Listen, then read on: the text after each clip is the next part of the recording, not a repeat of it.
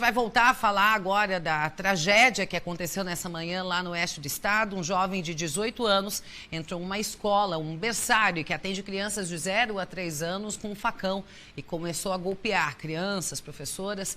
Até agora tivemos a informação que 5 mortes foram registradas, 3 crianças e 2 professoras. Eu vou conversar agora com a psicóloga Marina Sorrentino, a gente vai bater um papo com ela.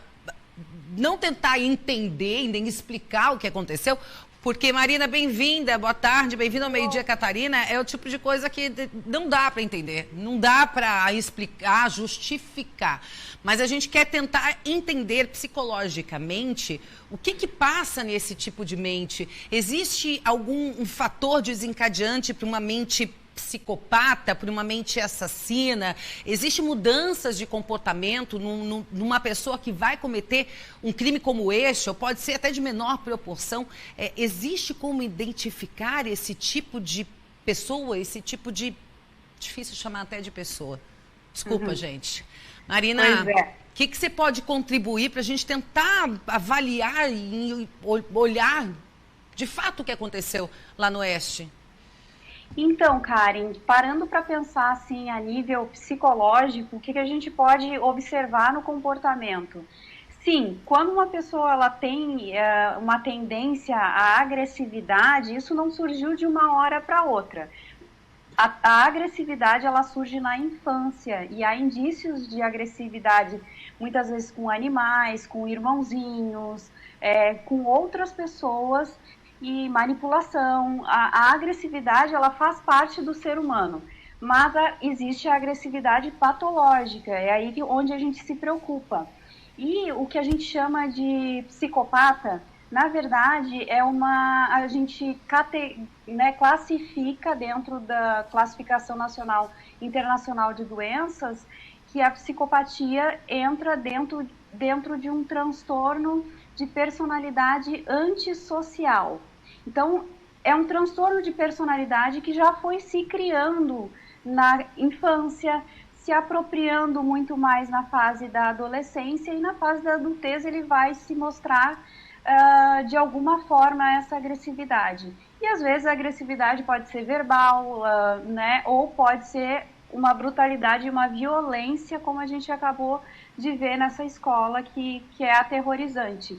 Mas, geralmente, quando uma pessoa com esse tipo de característica vai cometer esse tipo de crime, vai se comportar dessa maneira, eles acabam mostrando indícios, sim, se a família está atenta, ou se ele tem um transtorno mais severo, como uma esquizofrenia, e pode ter um surto psicótico também, trazer essas questões, a família já deveria estar observando alterações de comportamento. Mas muitas vezes a família que não tem estrutura, ou que não entende, ou que não tem um diagnóstico, não sabe e não identifica isso como uma coisa perigosa, né? O que seriam esses sinais, Marina? Desculpa te interromper. O que seriam esses sinais, né? Porque às vezes é como você falou, às vezes a família está acontecendo dentro da sua casa, mas a família não consegue enxergar. Ah, é uma fase, a idade, ficou mais quieto, está mais antissocial, faz parte da idade. O que seria? O que pode se dizer que é normal, por exemplo? É que ele é jovem, ele tem 18 anos, né? O que a gente pode dizer que é normal dentro do normal da idade e o que não é? Quais sinais seriam esses?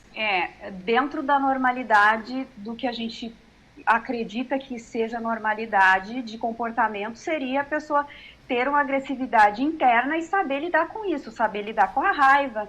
Mas no caso desse menino, eu nem sabia que ele era tão jovem assim, muito provavelmente, provavelmente o diagnóstico dele tem a ver com transtorno de personalidade antissocial, que a gente poderia chamar, enquanto ele manipulava, enquanto aconteciam coisas mais manipulativas, verbais e não comportamentais, a gente poderia chamar de sociopata. O sociopata, ele não vai matar, ele pode até machucar, mas ele não vai ir e cometer um crime absurdo como esse, né?